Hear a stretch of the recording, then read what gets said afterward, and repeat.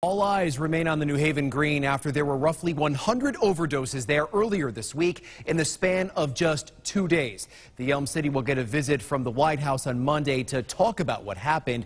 In the meantime, though, there's a push to stop the cycle of addiction. News 8's LaSalle Blanks found a group on the Green that's addressing this issue in a rather unique way. He joins us now with that story. LaSalle. Yeah, Brian, good evening. They're called Team Arena, and tonight they were on the New Haven Green trying to break the cycle of addiction.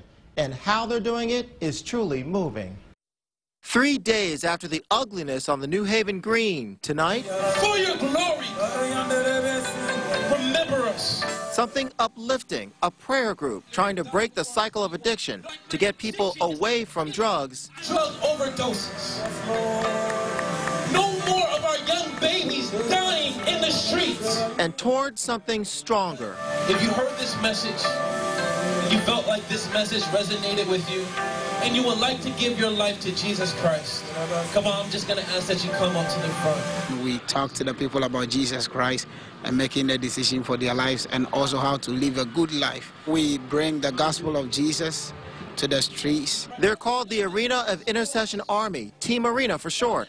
After what happened on the Green this week with close to 100 people overdosing on K2, a synthetic marijuana, they felt compelled to be here tonight. That was one of the main reasons why we came out here. Richard Cooler is a member of Team Arena. He's homeless and facing an addiction problem himself.